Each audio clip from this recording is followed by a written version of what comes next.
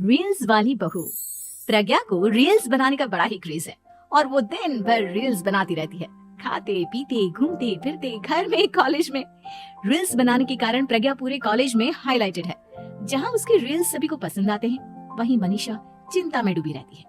एक रोज जब खाते हुए प्रज्ञा रील्स बना रही होती है, तब मनीषा कहती है, एक मिनट भी चैन नहीं है इस लड़की को। ये नहीं कि खाना तो आराम से खा ले, लेकिन नहीं, अरे थोड़ी देर रील्स नहीं बनाओगी तो आसमान नहीं टूट पड़ेगा। अरे मम्मी, इसी को तो कहते हैं डिटर्मिनेशन।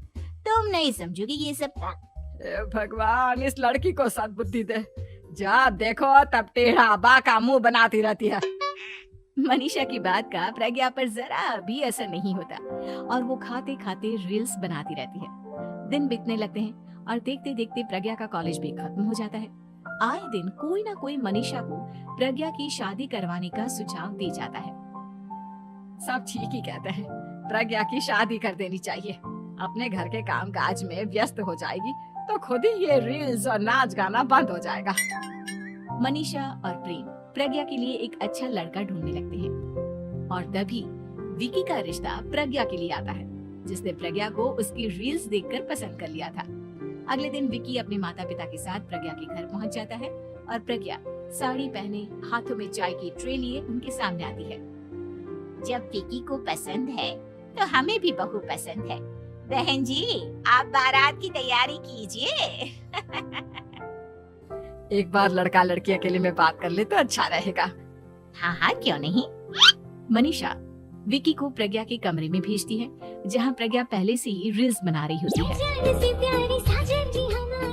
तभी विकी कहता है, आ गए आपके साजन जी।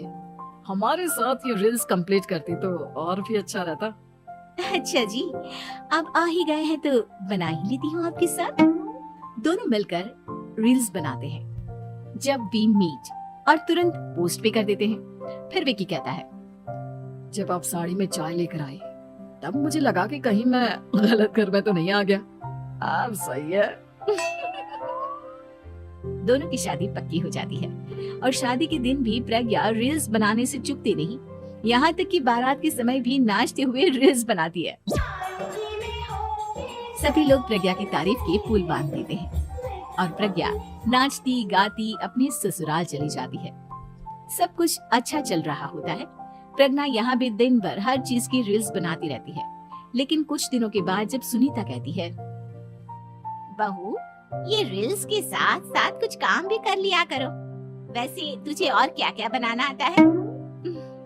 मम्मी जी, वैसे तो सब कहते हैं कि मैं सब कुछ अच्छा बनाती हूँ, लेकिन मुझे लगता है कि मैं मैगी अच्छा बना लेती हूँ, हाँ कॉफी भी अच्छा बना लेती हूँ और मुंह तो सबसे अच्छा बना लेती हूँ। हैं? अच्छा अच्छा। सुनीता अपना माथा पकड़ लेती है और कहती है, बहू, कुछ खाना बनाना भी सीख लेती। मम्मी जी, मैं लंबी प्लानिंग कर रही हूँ।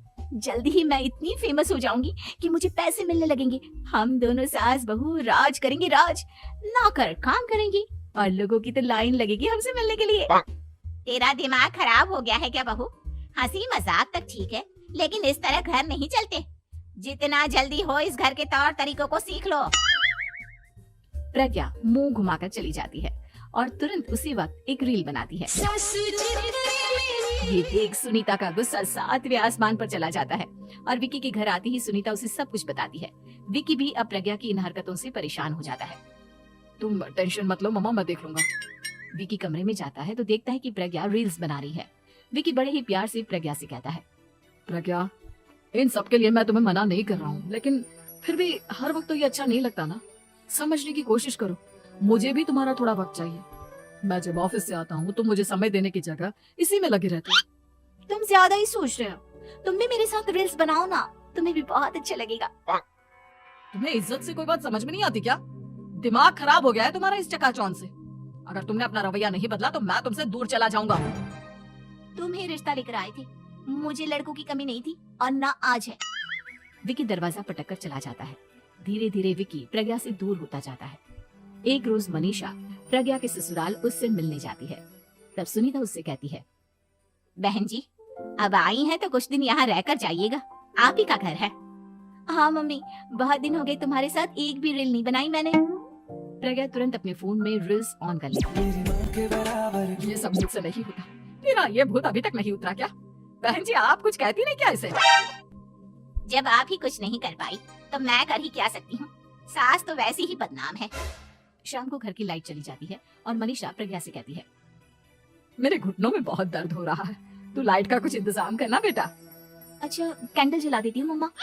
प्रज्ञा गाते हुए कैंडल जलाती है और खिड़की के पर्दे के पास रख देती है। मनीषा जिसे बहुत दर्द हो रहा है वो सो जाती है और प्रज्ञा हमेशा की तरह अपने रील्स में लग जाती है। उधर कैंडल की वजह से पर्दा आग पकड़ लेता है और मनीषा के कमरे में आग लग जाती है। बचाओ, कोई है बचाओ। सभी भागते हैं और विकी कमरे की आग बुझाने में लग जाता है, लेकिन तब तक मनीषा आधी जल चुकी थी। मनीषा की हालत देख प्रज्ञा रोने लगती है। विकी मनीषा को तुरंत हॉस्पिटल ले जाता है और उसे एडमिट कराता है। विकी प्रज्ञा से कहता है, देख लिया ना, तुम्हारे इस नाच गाने की वजह से आज तुम्हारी माँ की जान जाते जाते रह गई। अब पता नहीं तुम और क्या चाहती हो। उधर डॉक्टर कहते हैं, इनकी हालत बहुत नाजुक है, आधे से ज्यादा जल चुकी है। प्रज्ञा रोती हुई मंदिर में जाती है और भगवान के आगे जाकर कहती है, भगवान मेरी माँ को ठीक कर दो, मैं कसम खाती हूँ हाथ से ये रील्स बनाना छोड़ दूंगी, बस मुझे मेरी माँ वापस मिल जाए। 2 दिन बीत जाते हैं और मनीषा खतरे से बाहर आ जाती है।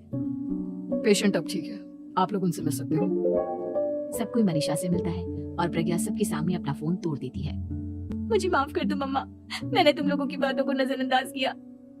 बेटा कोई भी चीज जरूरत से ज्यादा खराब है। मैंने तुम्हें रील्स बनाने से कभी मना नहीं किया, लेकिन हर वक्त एक ही चीज तो सही नहीं है। मैं समझ गई हूँ मम्मा, आई एम सॉरी। प्रज्ञा उस दिन से रील्स बनाना छोड़ देती है और पूरी तरह से अपने घर में लग जाती है।